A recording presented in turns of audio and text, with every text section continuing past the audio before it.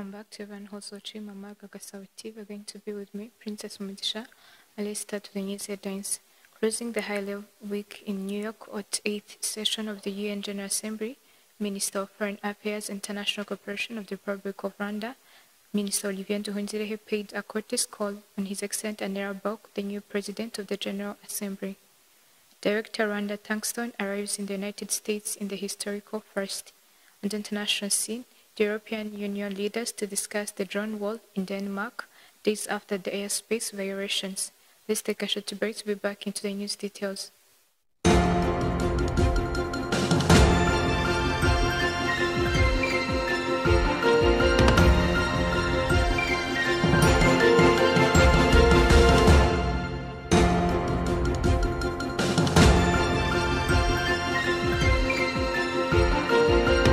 Let's start on news in Rwanda, where Ambassador and the Permanent Representative of the Republic of Rwanda to the United Nations, Martin Ngoga, in the UN Security Council briefing, accused Monusco of the former military cooperation with the Democratic Republic of Congo government forces despite the integration of the genocidal FDLR into the national forces, questioning the ethical standards of such an agreement.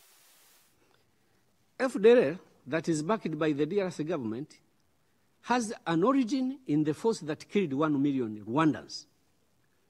It is the only genocidal group that remained in its military formation in known locations with the same intentions undisturbed for the period of 31 years now. There is not any other single group I know in the history that committed the genocide, remained in that military formation, kept their arms, regrouped, got supported, remained pursuing its intent for 31 years, and today the report says they have strongholds undisturbed. That is FDLR. That is discussed here as a non-issue. Actually, let me say something that you may not have to provide an answer for, but take time to reflect about it. FDLR is within Fardc. And it is known, it is in your reports. FDLR is assisted by the DRC government. It is there, it is known, it is in your reports. Monusco cooperates with the DRC government, with DRC army, knowing FDLR is within DRC army. And what Monusco does, and this is on record, is to avoid units and battalions in which FDLR is deployed. So which standard is that? That there is a formal military cooperation between a UN force and a government force that has a genocide force within it, as long as they are not kept in the same units.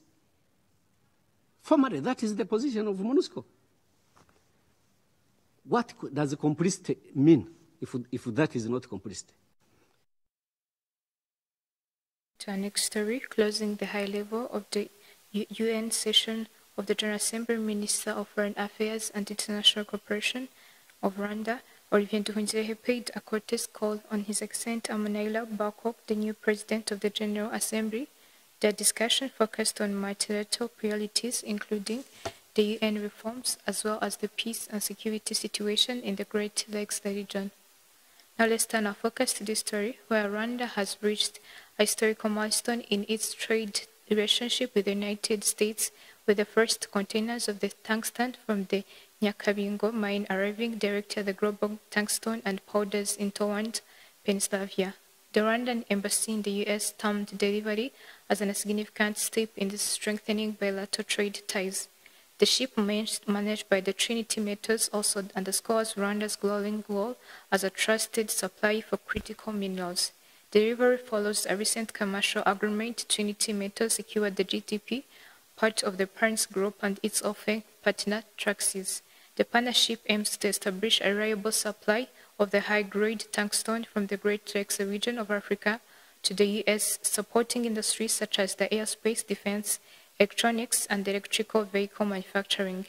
Trinity Metals, established in 2023 through the merger of the Nyakabingo tungsten miner and Rutongo tin miner and Musha tin, is Rwanda's largest producer of these critical minerals.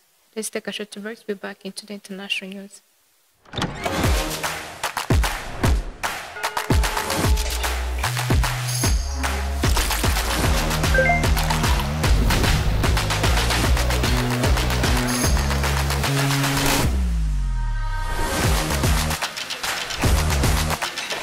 She's so bombastic.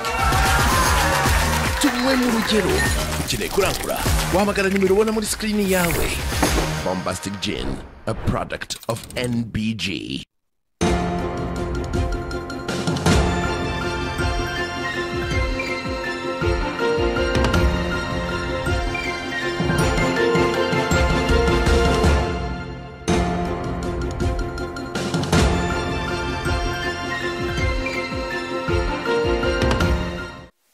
Let's take a look into the international news, where the European leaders will discuss the proposal of the drone war to protect the continent at the summit on Wednesday in Copenhagen, just days after the airspace intrusions by the unidentified unmanned aircraft forced a temporary closure of the Danish airports. Kamikaze proceeds. On the international news, let's start in Africa, where the Democratic Union of Builders, founded by President Brice Oligui, has taken the lead in Gabon's first legislative election since the 2023 coup, securing 55 of 145 seats in the National Assembly. The former ruling party PDG of ex-President Ali Bongo Ondimba won just 3 seats with 4 shared on joint tickets. A decisive second round on October 11 with 77 constituencies largely contested between the UDP and PDG. The vote follows Gabon's return to a presidential system after Oligui's April victory and is viewed as a key test on the nation's transition toward constitutional governance. Proceeding, the U.S. government entered a shutdown at midnight Wednesday after President Donald Trump and Congress failed to resolve a budget dispute centered on healthcare funding.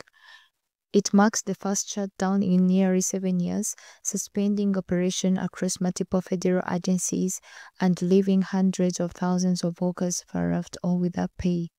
The deadlock came after Senate Democrats blocked a stopgap funding bill demanding restoration of healthcare spending, particularly for Obamacare programs serving low-income families.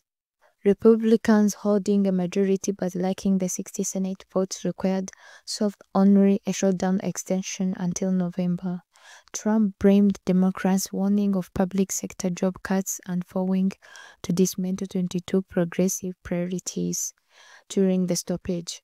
The impasse recalled the record 35-day shutdown of 2018-2019, also under Trump, while essential services like the military, postal service, and welfare benefits continue, as many as 7,500,000 employees could face unpaid furloughs daily until a compromise is reached.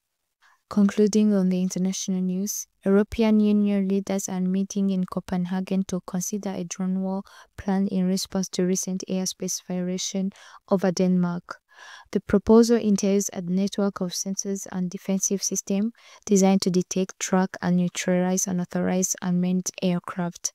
The summit will also debate converting frozen Russian assets held in Europe into a 140 billion euros loan for Ukraine amid growing calls to bolster support for Kyiv.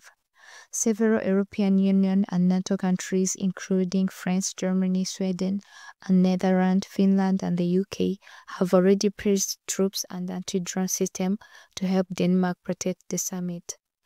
Denmark suffered disruption when unidentified drones forced the closure of several airports, and its prime minister hinted Russia might be responsible. Russia has denied involvement, including in related drone and jet incursion over Poland and Estonia. The drone war concept, first floated by the European Commission, has yet to be fully detailed, but leaders see it as a timely step toward closing Europe's air defense gaps.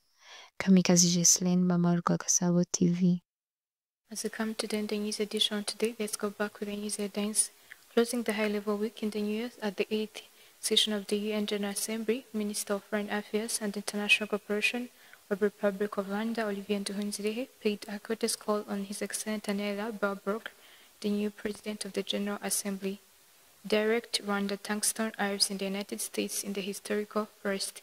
On the international scene, the European Union leaders to discuss the drone war in Denmark as days after airspace variations. Thanks for having me. Stay tuned.